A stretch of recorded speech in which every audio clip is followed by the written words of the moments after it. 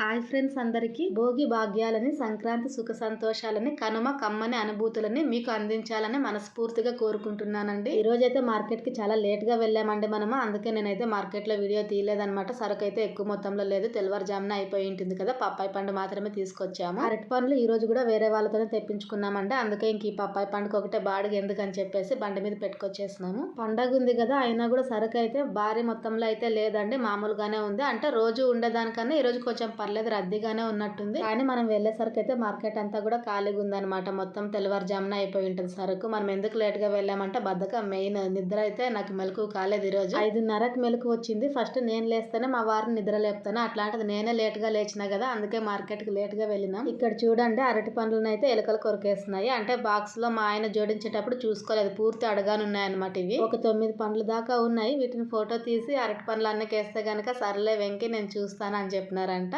చూస్తాను అంటే అర్థం ఏమైనా ఒక 20 రూపాయలు అట్లా తగ్గించుకుంటారని.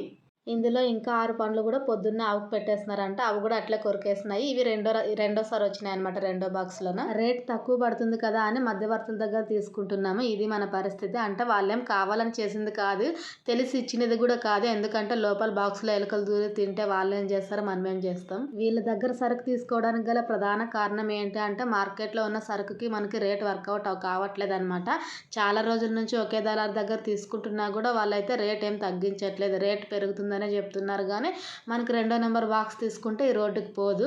అందుకే కొంచెం మనం వీళ్ళ దగ్గర తీసుకుంటున్నాం. ఇది రెండోసారి ఇట్లా తీసుకోవడం వీళ్ళ దగ్గర.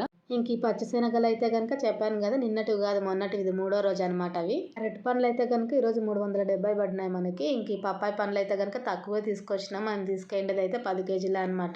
కేజీ వచ్చేసి 19 రూపాయలు వేసినారు. సాయంత్రానికల్లా పప్పాయి పండ్లు అయితే మంచిగా అయిపోయినాయి. అంటే మంచి కలర్ ఉన్నాయన్నమాట. మాలు కూడా బాగుండింది, అందుకే తొందరగా అయిపోయినా. అయినా కూడా మనం ఎక్కువ తీసుకురాలేదు కదా, తక్కువగానే తీసుకొచ్చినాము.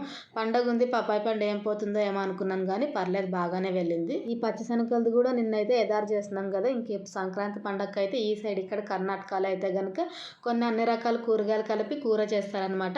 అందులో మెయిన్గా ఈ పచ్చిశనగలు అయితే ఒలిచి గుగ్గురి అంటారు కదా, ఆ టైప్ చేస్తారనమాట. అందుకే ఈరోజు అయితే వెళ్తుంది ఇది. దీని రేట్ అయితే 1/4 కేజీ 40 రూపాయలు, కేజీ 120 రూపాయలు పెట్టేసినాము. ఇంక సాయంత్రం 6:30 కల్లా ఇంకా కేజీన్నర అన్ని మిగిలినాయి అంతే. రాత్రి 7:30 కల్లా ఖాళీ అయిపోతుందిలే, సరుకు కొంచెమే ఉంది అనుకున్నాను కానీ ఖాళీ అవ్వలేదు. మా ఆయన అయితే ఇంక ఉన్నిలే నేను వస్తాను నువ్వు వెళ్ళు అని చెప్పేసి నన్ను ఇంటికి పంపించినారు. 9 గంటల కల్లా ఇంటికి వచ్చేసినారు. సరుకు అయితే ఏం మిగలలేదు, 3 రకాలు కూడా అమ్మేస్తున్నారు. ఖర్చులు పెట్టుబడి మొత్తం తీసి 680 రూపాయలు లాభం అయితే వచ్చిందండి. అంటే పచ్చిశనగకట్టు బుడ్డలు అయితే 3 రోజులు కదా అమ్మింది, దాని డబ్బులు అయితే వచ్చేసి ఉంటాయి. కాకపోతే మొత్తం మిక్స్ అయిపోయినాయి. ఇలా జరిగిందండి ఈరోజు వ్యాపారం. వీడియో నచ్చితే ఒక లైక్ చేయండి ఫ్రెండ్స్. ఇంకా ఎవరైనా ఛానల్ని సబ్స్క్రైబ్ చేసుకోకపోతే సబ్స్క్రైబ్ చేసుకోండి. Thank you for watching. Bye bye.